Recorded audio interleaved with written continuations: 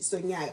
Uma sibuka amaBhayibheli ethu, uma ngaba sibuka umpostoli uPawuli eluleka lapha uTimotheo uthi mangingabikho umuntu odelela ubusha bakho, kepha yiba isibonelo kwabakholwayo ngezwi nangenkambo nangothando nangokukholwa nangokuhlanzeka. Kakhulukazi mangaba ethi yakhe abonise isibonelo esihle kwabanye. Igama lakhe uNtokozo ngokuthi lapha uNtokozo kwamfana lapha TikTok. Sawubona uNtokozo. Sanibona sesiboniswa siyabingelela kubo bonke abaleli bomsakazo isikhondla khondla uKhozi FM namhlanje ntambama. Siyajabula kakhulu ukuba ingxenye lohlelo nokuba phakathi ke kwalendawo la sokhuluma khona nabantu abasha nabo bonke ke nje abantu maqondana nokuba nenhlanzeko nokuba nje umuntu oyisibonelo kulesikhathi esiphila kusona. Siyabonga. Ntokozo uzofinyelele kulesi sigaba nje usungitshelile la ngaphambi singene emoyeni ukuthi uyiqale ngonyaka odlule indaba ye content. Ngokuyibona uyibuke vele uyibuka ngeso lokuthi ufuna ukuthi uNkulunkulu akunyusele ezingeni phezulu ukwazi ukuthi uyenze ibe ibusiness. Kodwa ngaphambi sifike kulo Ntokozo osuyena njengamanje odumile kwenkundleni zokuxhumana othola ukuthi abe ne business alenzayo nge content. Usuka kuphi ekhaya ukhule kanjani? Ngiyakubona ngathi usuke eScott kulela eScott uhambe kanjani ukukhula kwakho uzufinyelela la kulesi sigaba okusona njengamanje? Ngiyabonga kakhulu and once again sisohambeni solimo lethu luphakathi nendawo nolimi lasekhaya nolimi lokucela ukubeka isikwa phezu kwetafula. So abaleli sebeyosixolela ke kuleyo nkonzo. So mhlambe before sifike lapho ngiyathanda ukuthi somewhere uma sixoxa sithinte le ndaba yokuthi ngisho ukuthini mangithi content noma lama video esiwenzayo ibusiness, because abantu abaningi especially abantu abavela emakhaya abaqonda ukuthi there is a business aspect of social media kwindlela esenza ngayo, and kubalekile ukuthi sikuthinte lokho ukuze sikwazi ukuthi sicontribute kwingxenye yokuthi siba yini esingayenza ukuthi abantu bakwazi ukuthuthukisa indlela zabo zokuphila. But ke okwamanje uma sikhuluma ngoNtokozo Joy Dube wakwamfana, firstly ukwamfana igama njengali developer because ngacabanga ukuthi lizobalula ukuthi abantu balimumathe olimini. But kahle ngivela ngokuzalwa ngizala endaweni yaseScott. Ngizala endaweni yaseScott ngakhulela khona. Mhlambe ke nje angiye ngoba sizokhuluma kakhulu nabantu abasha and sizobakhuthaza and sizokhuluma ngoNkulunkulu. Angikuveze nje ukuthi ngikhule emndenini extended noma ezihlotsheni, angikhulelanga ekhaya ngqo ngenxa yokuthi ke kushuthi ke ubaba ongizalayo kwathi mayikhulelisa umama kwathi makusondela insuku zokuthi ngingazalwa hayi washaya waphetha nekhwama ngoba kusho ukuthi wabona ukuthi uqala umthwala angeke awumele. So kanjalo ke uma ngikhula kanjalo ngangakhula nabazali bami ngakhulela kwimndeni extended engingathi ngizothi kusekhaya for the context for ingxoxo ethu ukuthi izwakale kangcono. Ngakhulela kagogo ngakhulela kamamkhulu. Uma ukhula ke kwenzeka konke kukhona okuhle ongayincoma ngakho ekukhuleni kwakho nongashaya isifuba ngaba abazali, kukhona futhi ongakubuka uthi eish ngathi la kuhambe kanga kahle ekukhuleni kwami. Kodwa ke njengabantu abakholwa nabantu abathemba uNkulunkulu mase ukubuka konke ukuhlaziya ubukele lizwe lithi konke kusebenzelana kube ngokuhle kwabamethembayo uJehova. So kufuna ukuthi ukwazi ukuthi ubone mhlambe lezimo engangikhulele kuzona nengadlula kuzona zazenzela ukuzobuilda le character nalomuntu understandayo noqondayo, because even if you were to go to izwi ufunde ngabantu uNkulunkulu abasebenzisile nje empilweni ngengxenye ezahlukahlukene, you'll always find ukuthi ubani ukuzalwa kwakhe wazalwa wafakwa emanzini kwangathi umntwana olahliwe lo kwangabi kanje. So ngikhula kulezo zimo later then bese ke siyathutha siyohlala endaweni yaseMnambithi okuyila ngacishe ngaba connected nomzalo ongizalayo ke khona umama, because ngikhule ngekho ngenxa ukuthi wathi mayengizala kwafuna yofuna imisebenzi nazo zonke lezo zinto. Sacishe saseduzane senyamvakashela ngibe ngimvakashele but okuningi ngikufunde ekhaya la ngikhuliswe khona kagogo nako ehlotsheni ukubeka ngolimi olucacile. So injalo nje imvelaphi yami. Then later ngiphume ke ekhaya ngipheswe high school bese ngiye university ngiqale UKZN. UKZN izinto zingahambi kahle ngiqeda unyaka oqala ngina funding anginalutho. Ufunda neUKZN? Bengifunda iagriculture economics. So bese ngingakwazi ukuqeda unyaka oqala wonke ngiqede ngenxa ukuthi ngihamba ibanga elide ngangihlala endaweni yaseMaritzburg. I used to walk an hour to school eUKZN ngisuka le phansi eMaritzburg phakathi nendawo. So izima zangabhalansa ngangaphasa na kahle nefunding ngangenawo unyaka wonke. following year, because I was very determined, kungathi kunephimbo lalihlala njalo emadlebeni ami ngitshela iqhubeka but la ayengekho umuntu physical.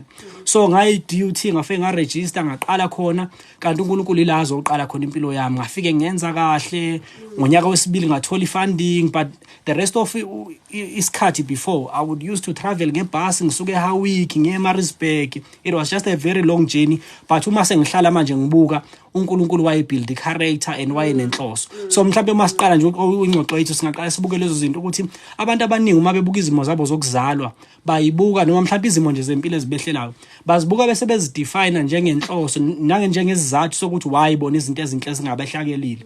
Kodwa uma ubuka ngokucubungula ubuka mhlawumbe umlando nje ubuka ngokwezepolitiki ubuka umlando ngokwenkolo, you'll always find ukuthi uNkulunkulu njalo abantu afuna ukuthi babe nenhloso enhle noma anenhloso enhle ngabo noma abasebenzisayo later ukwazi ukudevelopa noma ukusiza impilo noma ukuthuthukisa impilo zabanye abantu.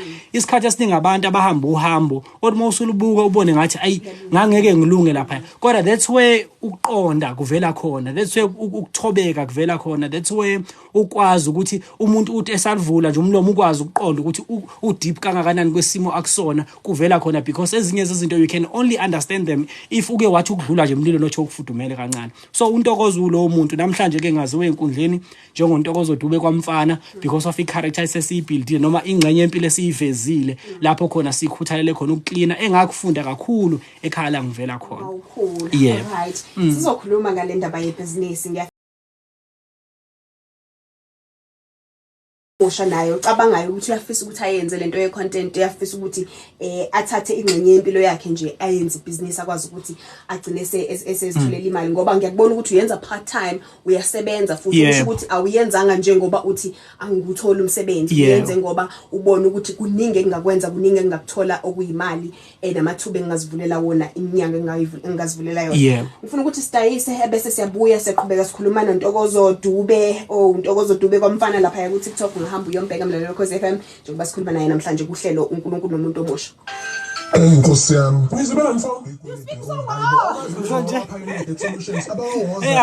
ngihlala ngedwa endlini, so angisumuntu ojwayele ukukhuluma njalo, so angisenje umuntu ojwayele ukuxoxa, so ungixolele. So now you are just letting it all out. I-counseling no angijwayele kampela ukukhuluma ngumuntu ohlala endlini nje, so angijwayelanga.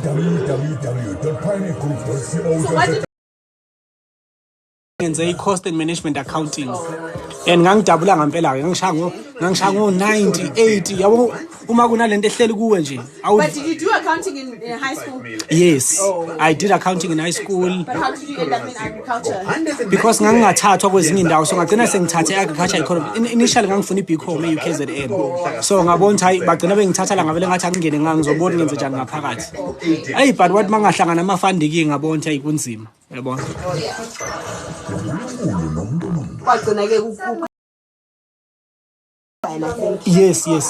I mean, uma sengikubuka manje ngokukhula, I think also UKZN was not about UKZN itself. Yeah. It was still the journey of just getting you ready for where you need to go, you know. So ayikho into mina ngiyibuka njengento echaza ukuthi hayi kwakubheda la kwakunje, yonke into ngiyidefine ngokuthi ngangi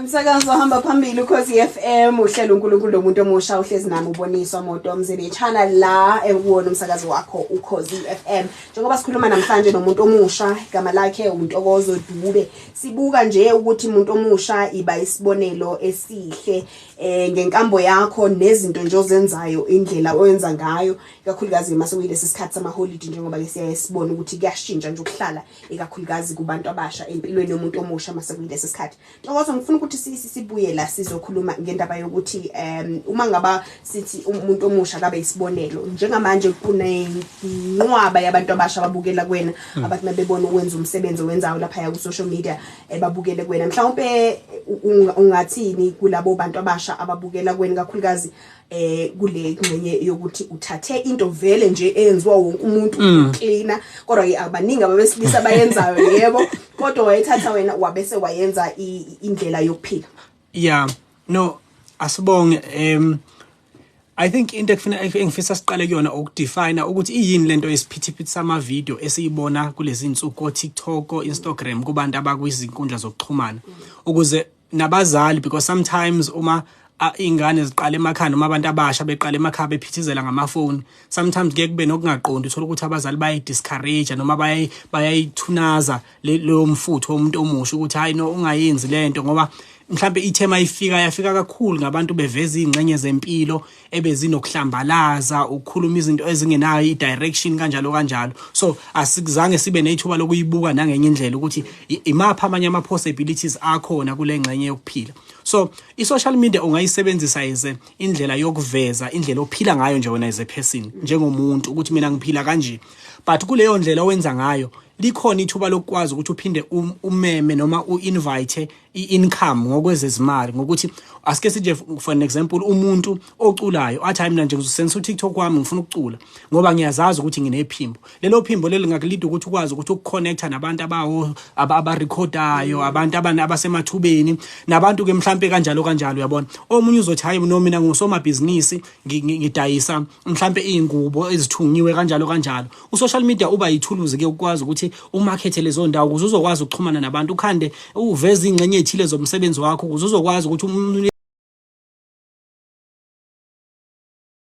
siphile sibeke isinkwa phezu kwetafula. So in our case thina siveza kakhulu mhlambe njengokwamfana siveza indlela yokuphila uklina ukuhlanzeka ukupheka nani si invite kakhulu ama brands because uqala ubuild i-community yabantu abahambisana nalombono ubuildayo abantu abathanda inhlanzeko kanjalo bese beyakulandela bese ngiforma i-community leyo community and even more ama brands noma inkampani zi-interested ukudlulisa imiyalezo maqondana product ukuthi yazi njengoba lo muntu epheka kahle kanje ukudla kwakhe uphinda kufake le raja aphinda kufaka ukuthi so si-commercialize kanjani noma ingcenye yemali ingena kanjalo ke kwi-content abantu abadila nezinto zezindlu ukudecorate bafuna ukuzoveza imisebenzi yabo through wena because usuziveze njengomuntu o-interested noma okhuthalele le ngcenye yempilo so i-content becomes commercial ngaleyo ndlela so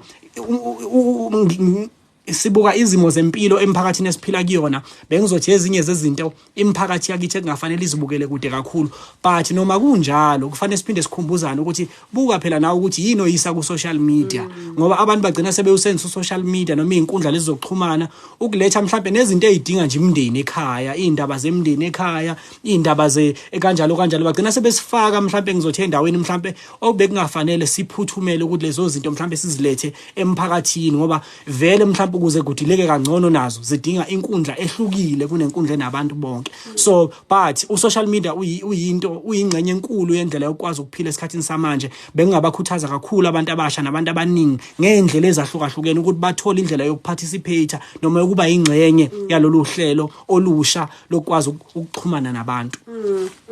Alright. Umyalezo owakho omkhulu ulo wenhlanzeko okungathi into eyidayisayo bese ama brands nalaba ohlangana nabo ke bese ekunikeza imali ukwazi ukuthi uqhubeke nawo lo msebenzi kodwa imyalezo wakho wenhlanzeko umyalezo wakho ukuthi unakekele indawo ohlala kuyona abantu abasha abaningi kakhulukazi besilisa mhlawumbe ungathi umyalezo abawaziyo lona umyalezo abawuphilayo uma ukhuluma nabo ngoba ngicabanga ukuthi uthola ama comments amaningi uthola abantu abaningi abakulandelayo uyayibona yini lo myalezo uzwakala kubantu abasha kakhulukazi abantu abasha besilisa ikakhulukazi futhi abakhulwayo.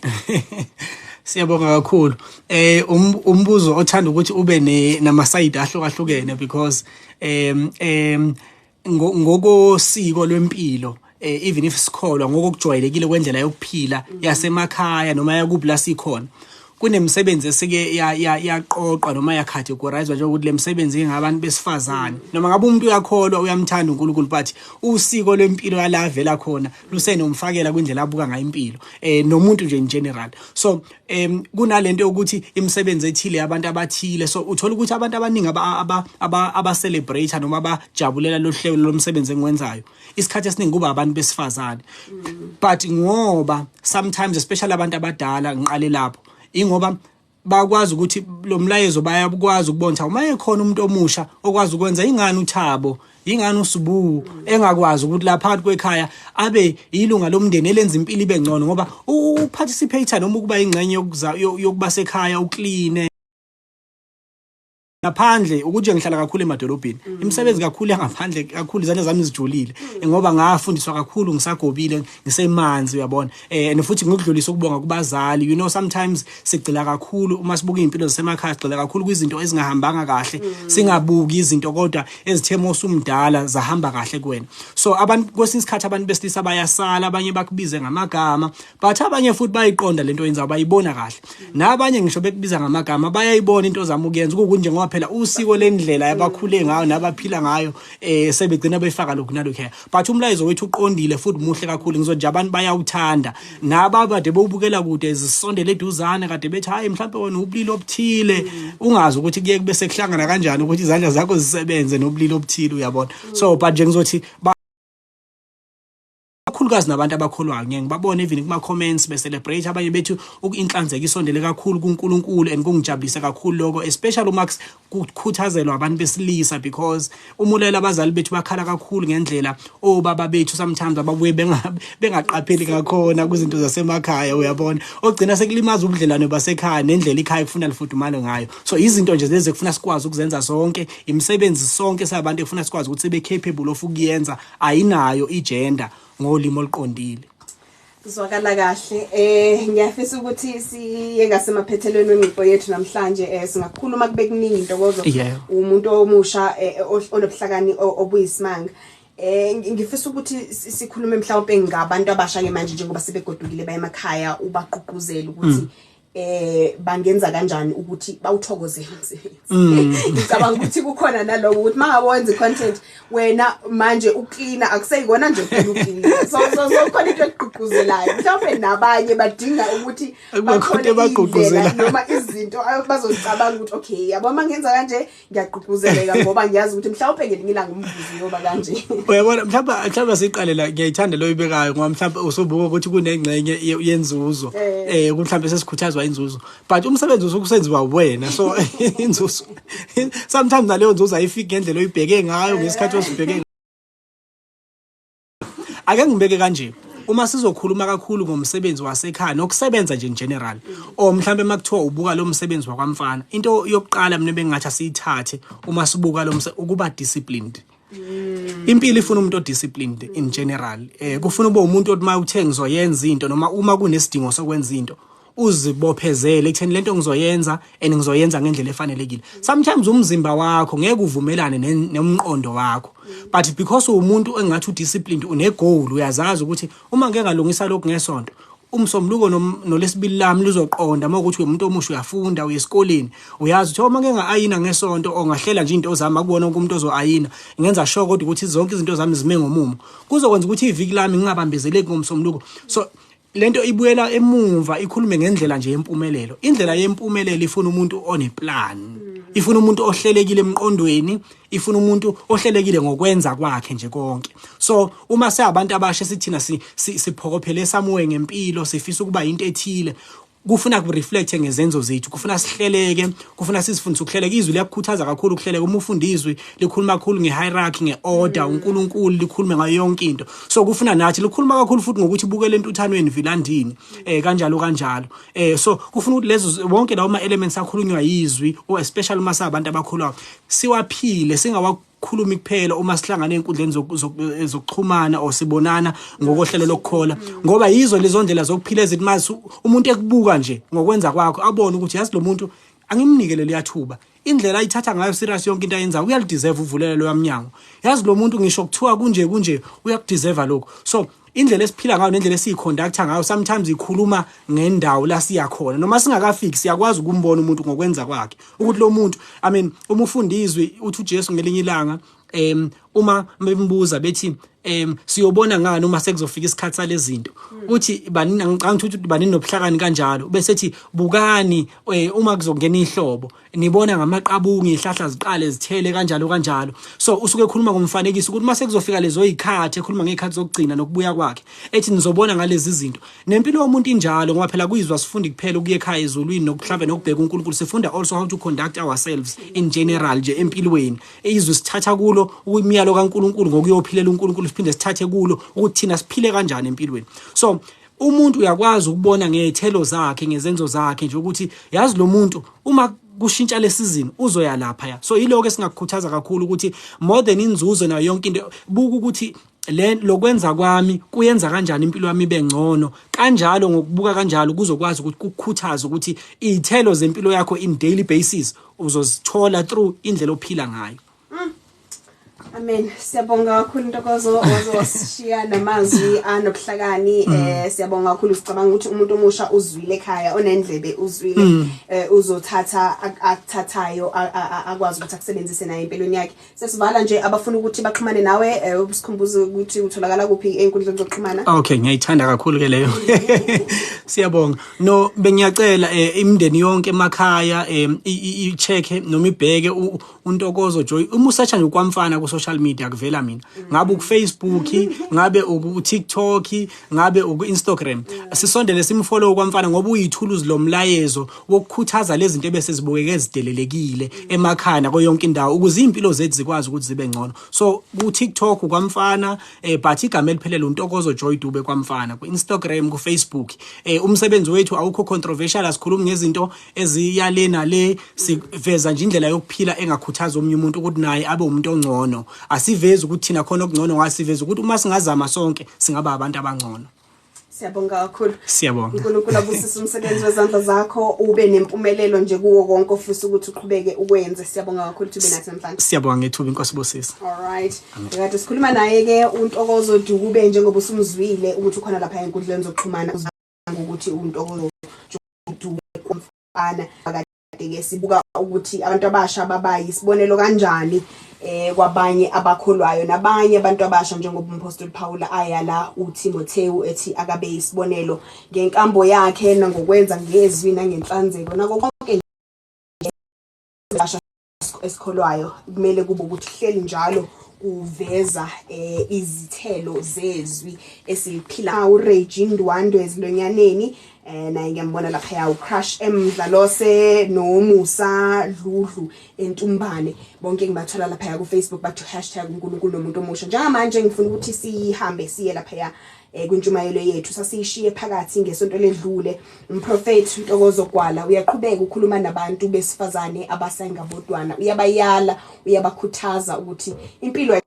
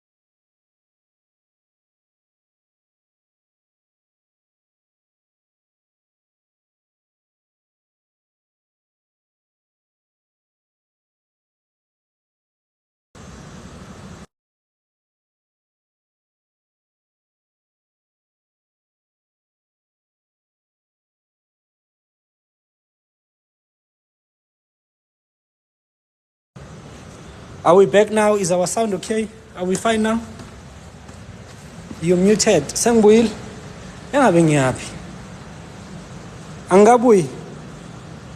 Ngiyabonga ngama gifts. Thank you so much. Yo, bengithukile but angijwayelanga ukukhuluma so njani ma? Siyabonga kakhulu. Siyabonga. Bengithukile but ayisekuphelile sengendlini manje. Cause bebengazange bangithumele nama questions. So benginovalo ukuthi mhlambe bazongibuza izinto bese ngiyafathuza. Cause angikujwayele ukukhuluma but if I have to I can. But angisiyo umuntu ojwayele ukukhuluma isikhathi esiningi. But ngiyabonga kakhulu for staying through the live and for the support. I saw you were busy on the comments even if ngibusy ngikhuluma. And I appreciate you saying you did well. We are learning some new things. We are learning to speak. We are learning to do different things. Sibongela kakhulu. Relebohile. Lichale gabotse. Ha monate. Phone ki kry on top. Okay. Libe na rebu shikho. Obu monate.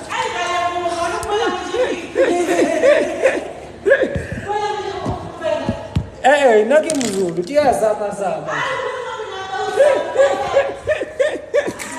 Arile buhenke.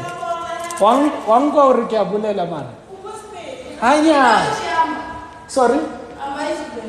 Ai sivenda si difficult and si tari we are fighting.